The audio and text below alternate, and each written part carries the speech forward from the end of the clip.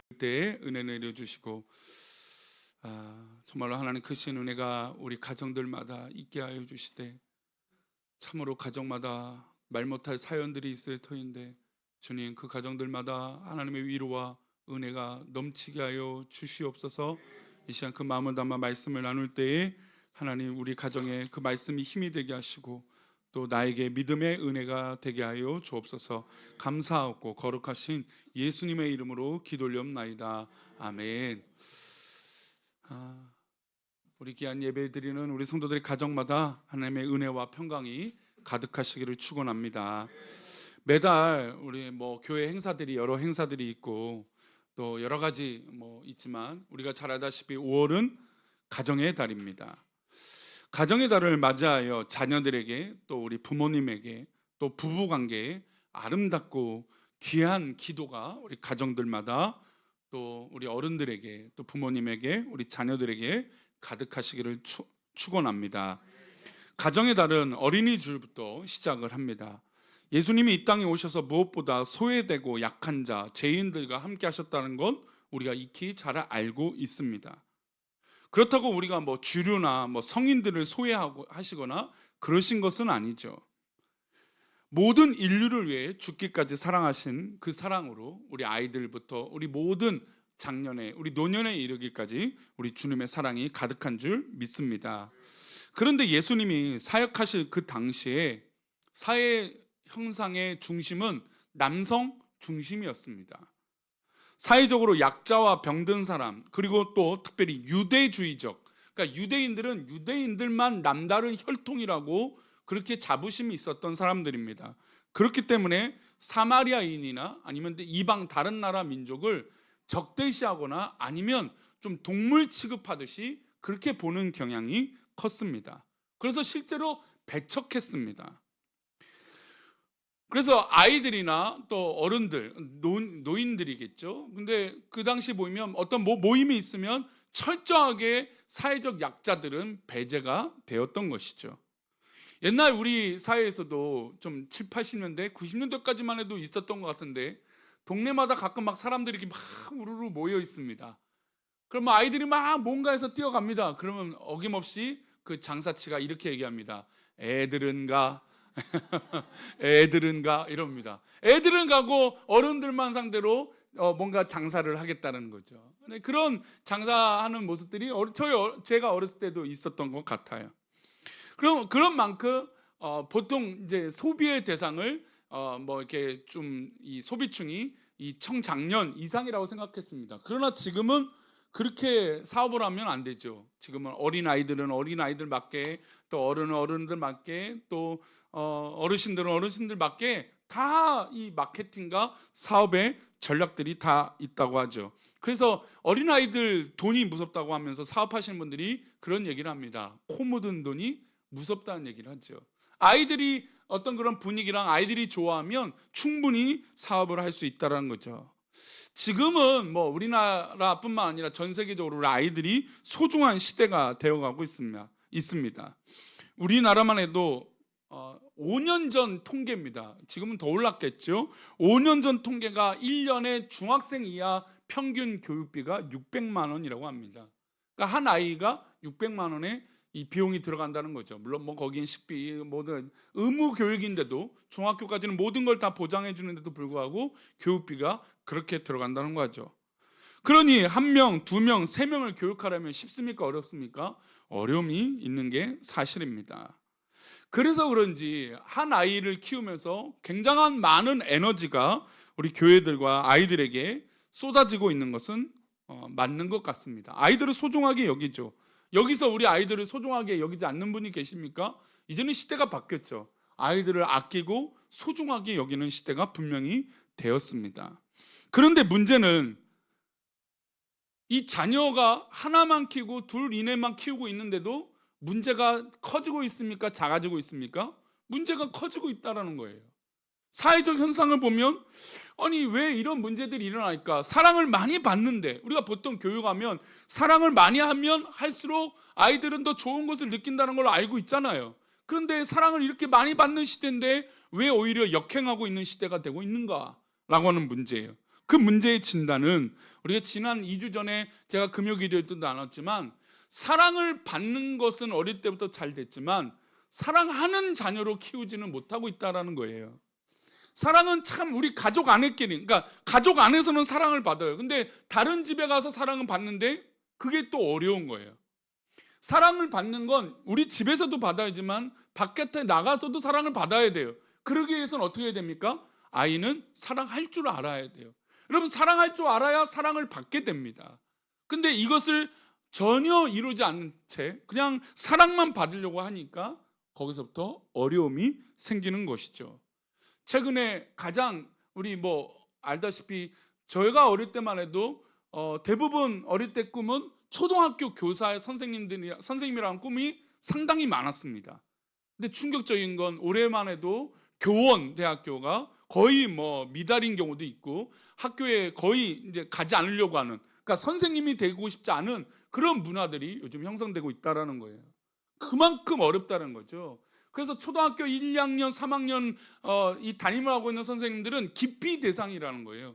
그 학년은 맡고 싶지 않고 좀 고학년 웬만하면. 왜 그러냐면 너무나 많은 컴플레인, 이 세도하는 이 문의, 전화로 인해서 선생님들이 수업을 진행할 수 없을 정도로 어려움을 겪고 있다는 것입니다. 물론 정당한 컴플레인, 정당한 호소, 의견 제시는 당연히 있어야겠죠. 그것이 문제라고 생각하지 않습니다. 그러나 거기에 문제는 내 아이만이라고 하는 이 한계점에 문제가 있다는 것이죠. 특별히 우리 사회, 우리 교회는 우리 아이들이 그것을 넘어 사랑하는 자녀로 키울 수 있는 그런 공동체가 되기를 축원합니다. 사랑받는, 당연히 우리 교회는 우리 아이들을 사랑할 거예요. 그리고 사랑을 주어야 합니다.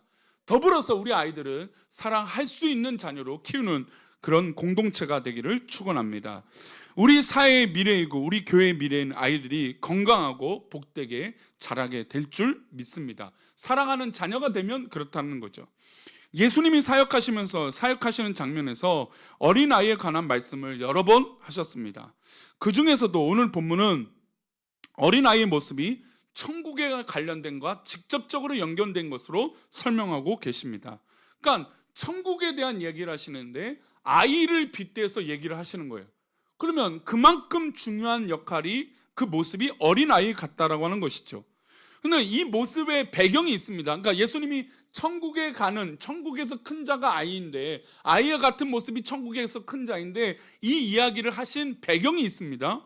우리 1절 말씀인데요, 함께 보겠습니다. 함께 읽겠습니다. 그때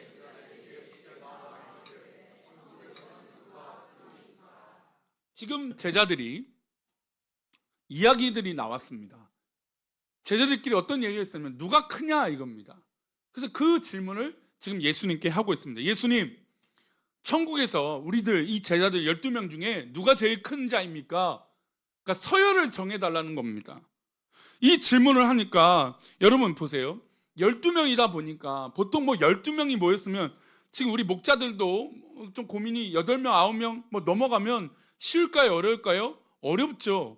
지금 한계선이 한 6명, 7명까지는 보고 있는데 넘어가면 목장 모임하기가 쉽지 않아요. 왜냐하면 기도 나눔 할 때도 한 명당 1분씩만 해도 10분이 넘어가니까 오래 걸린단 말이죠. 그리고 이게 모두 다 의견을 다 내가 얘기하는 걸 들어주고 또 나누고 이게 소통이 되어야 되는데 인원이 많으면 이 목장 모임이 쉽지 않습니다. 그러니까 당연히 그 그룹 안에서도 조금 나뉘어지겠죠. 제자들은 안 그렇겠습니까? 여러분 보통 3, 3, 5 모이면 거기서 둘 하나, 둘, 셋, 둘 이렇게 모이지 않겠습니까? 대화할 때 다 같이 6명이 모여서 이야기하진 않을 거 아닙니까? 12명의 제자들도 마찬가지였을 것입니다. 12명 제자들도 요한과 야고보를 중심으로, 베드로를 중심으로, 아니면 또 다른 사이드에 있던 제자들 중심으로 아마 그들끼리도 서로 끼리끼리 대화를 했을 것입니다. 물론 이 당을 짓거나 끼리끼리라고 선을 긋는 건 아니었겠지만 그래도 대화할 때 자기와 코드가 맞는 사람과 대화를 했을 것이라는 거죠.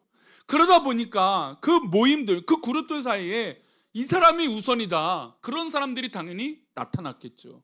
게다가 이 장년들, 이제 성인들이니까 성인들끼리 모이면 당연히 누가 높은 사람인지, 누가 리더인지 자연스럽게 돼요. 우리 사회도 어떤 게 많습니까? 개 모임도 많고 무슨 회가 많잖아요. 뭐 등산 모임, 뭐 요즘은 자전거, 뭐 달리기, 런닝, 요즘 젊은 사람 말로 크루, 그게 모임들이 많아요. 그럼 그런 모임이 있으면 꼭 뭐가 있어요? 회장이 있잖아요. 그 무슨 장이라고도 안 하죠. 그냥 회장이라고 하죠. 회장이라고 하잖아요. 회장, 뭐 어떤 뭐 총무, 뭐 이렇게 뽑아낸단 말이죠. 그러니까 그런 리더를 해야 이 그룹들이 소통이 잘 되니까. 그러니까 아마 그런 의미에서 서로 3, 3, 5 서로 간이 뭐 완력이 조금 있었을 것 같아요. 12명이라는 사람들이 하나 되기는 쉽지 않았으니까. 아무리 예수님이지만 인간들의 모습들이 그러니까요. 그래서 이들끼리 완력이 있다가 예수님께 묻습니다. 예수님, 우리도 이렇게 모여 있는데 누가 제일 1등입니까? 누가 제일 큽니까? 예수님이 인정해주는 제자는 누구입니까? 라고 대놓고 묻고 있는 것이죠.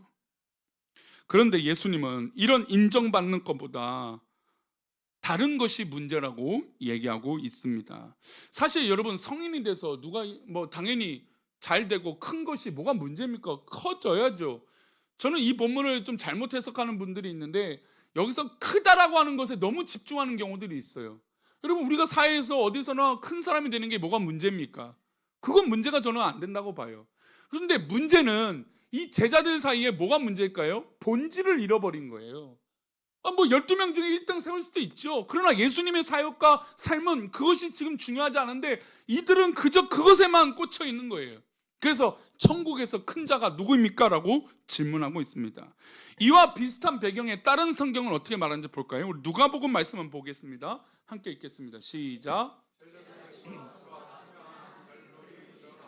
쉬운 성경은 이 말씀을 아주 쉽게 표현했습니다. 쉬운 성경도 한번 띄워주십시오. 함께 읽겠습니다.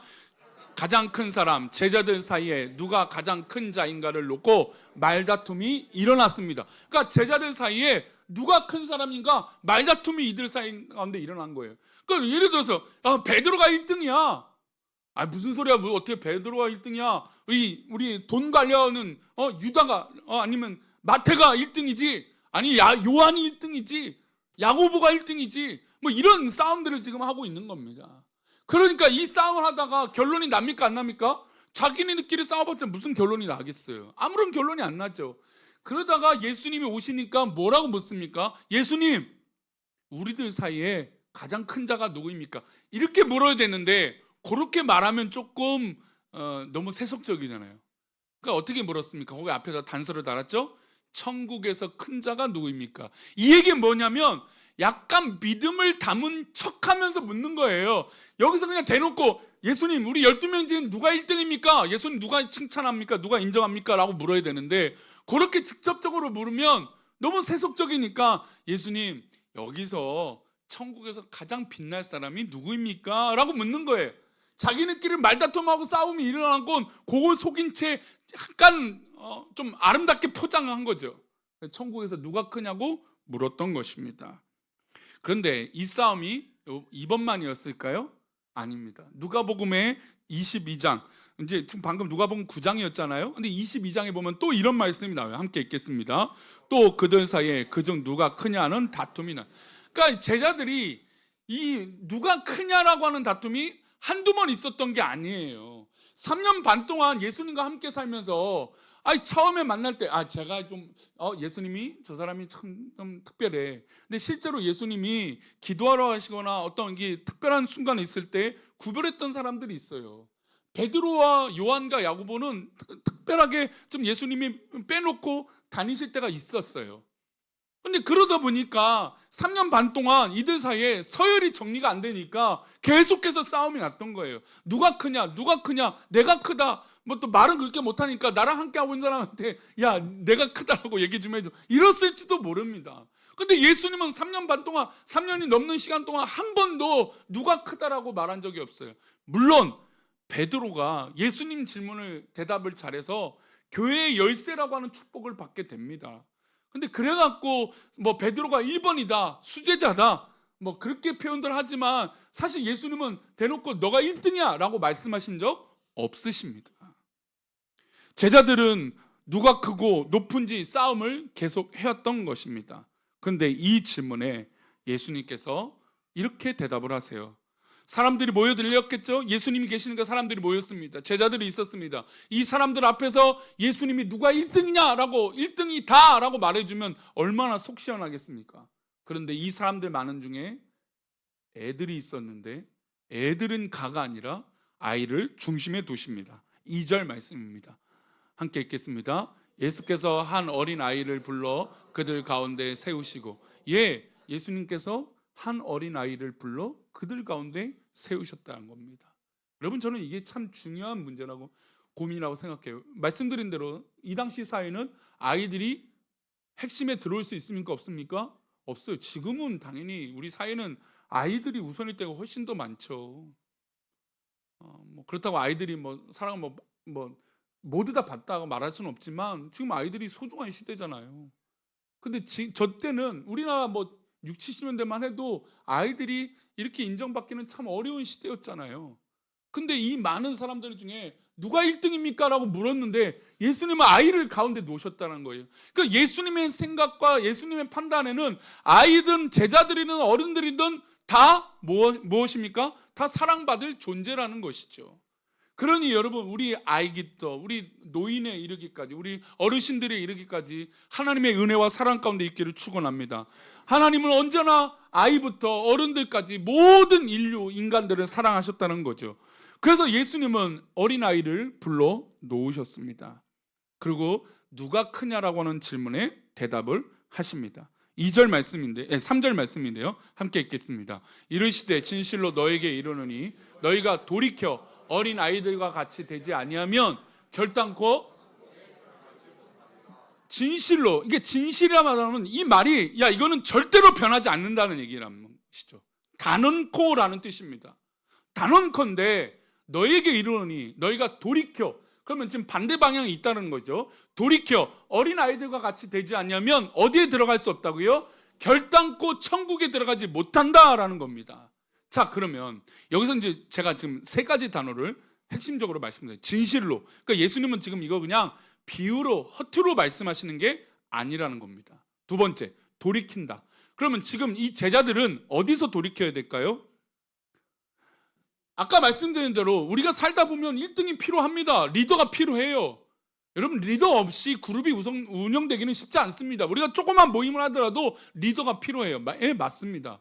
그런데 예수님의 사역과 예수님의 생애는 이 인간적인 리더가 지금 중요하지 않아요. 후에 가면 초대교회 이제 목자가 되고 담임 목사가 생기고 또 앞장서서 일하는 사람들이 생겨요. 자연스럽게 됩니다. 그런데 지금은 예수님에 대한 이 목적이, 예수님이 이제 이 로마를 무찌르고 정말 지상 낙원을 이룰 텐데 거기서 우리가 1등이 되기 바라는 그런 마음이 담겨 있다는 거죠. 그런 인간적인 마음에서 어떻게 하라는 겁니까? 돌이키라는 거죠. 지금 너희들이 1등이라고 싸우고 있는 그 서열 싸움이 지금 하나님 나라와 복음엔 아무 영향이 없다라는 겁니다. 거기서 돌이키라는 거죠. 그리고 이렇게 말씀하십니다. 어린아이들과 같이 되지 않으면 결단코 천국에 못 들어간다. 자, 결단코라고 했어요. 천국에 들어가지 못하는 자격을 예수님이 말씀하세요. 천국에 들어갈 수 있는 자격과 천국에 들어갈 수 없는 자격이 뭡니까? 어린아이와 같이 아니하면. 그러면 여기서 우리가 해석할 때, 그럼 어린아이가 과연 어떤 의미일까요? 어린아이 같은 신앙은 과연 무엇일까요? 어린아이 같은 모습은 왜 천국에 들어가고 어린아이 같지 않으면 천국에 못 들어가는 걸까요? 바로 본질이겠죠. 여기서 우리 어른들이 어린아이가 될 수 있습니까? 없죠. 근데 우리가 살다 보면 인생에 성장이 일어납니다. 보통 이제 그것을 사춘기라고 1차 성장이라고 하죠. 사춘기 때 신체적인 변화가 있지만 모두 변화가 일어납니까? 생각의 변화가 일어나기 시작합니다. 보통 무슨 생각으로 바뀌죠? 그 이전에는 그저 엄마 아빠 고맙고 감사하고 사랑하고, 더 어릴 때는 그냥 엄마 바라기, 아빠 바라기잖아요. 우리 애기들도 요즘 교회 오면 그냥 엄마 아빠 있는지 엄마 품속에 달려들어요. 마치 그런 모습이죠.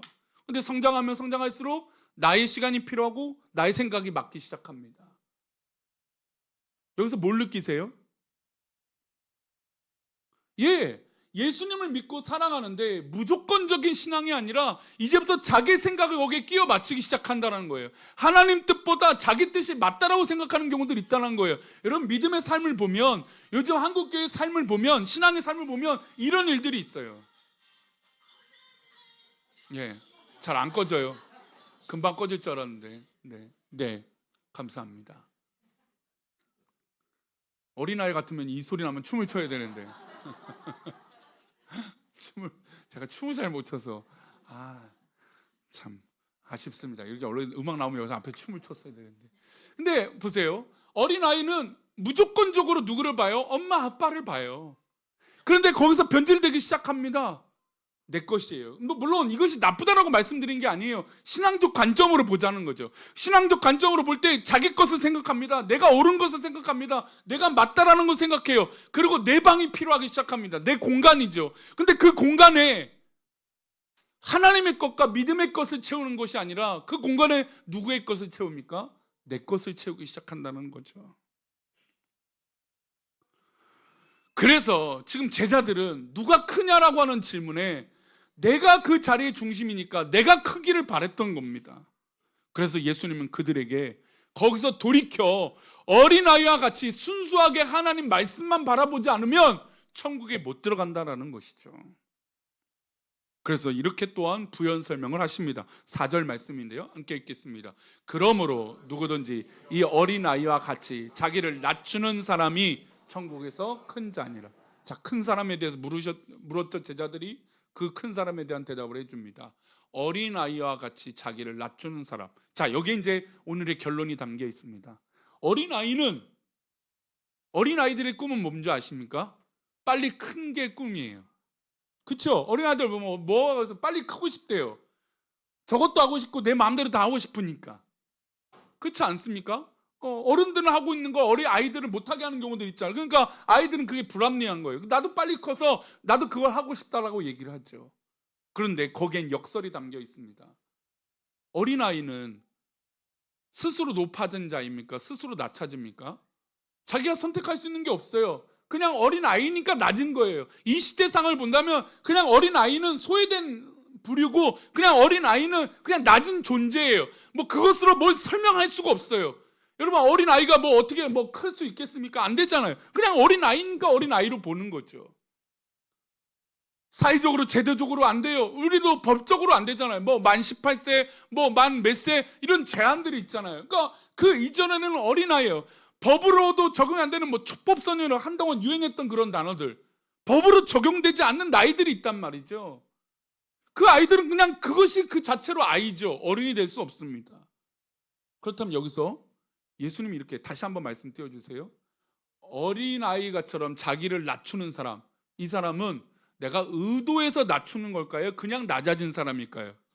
그냥 낮아진 사람이에요.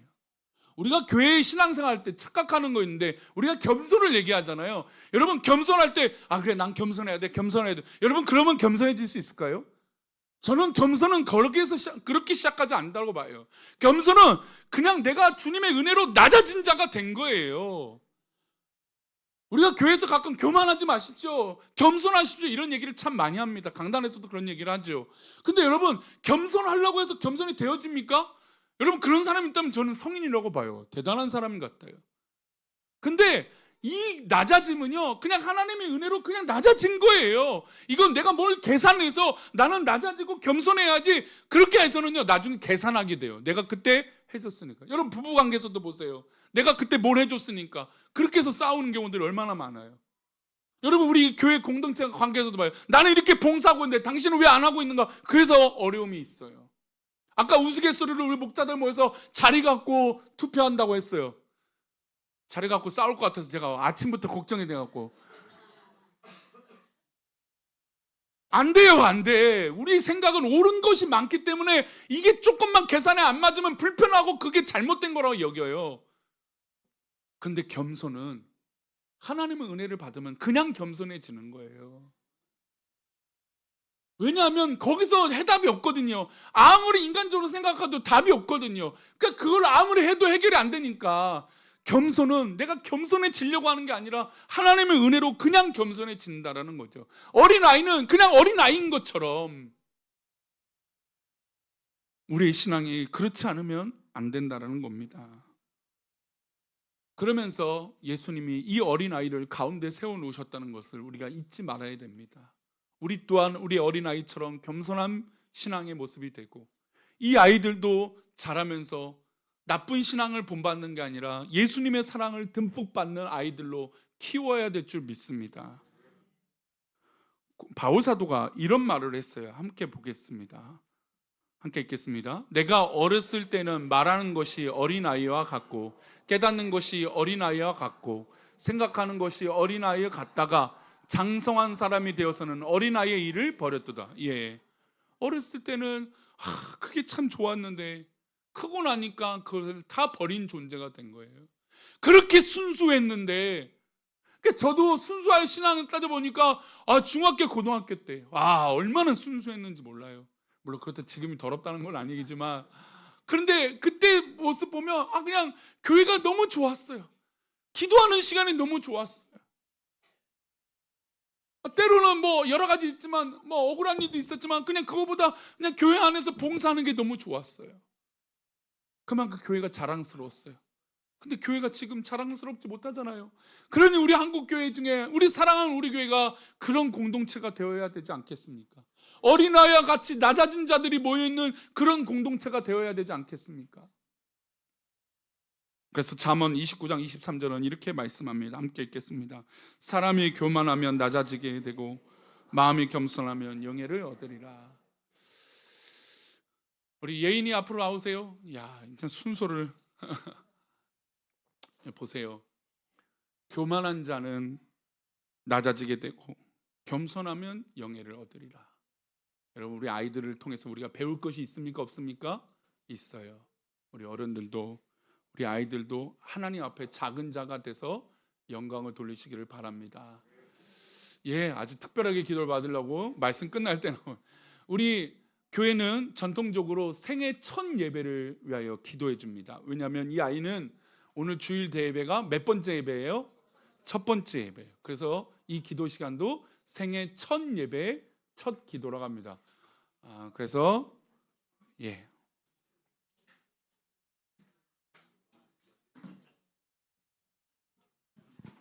앞을 보세요.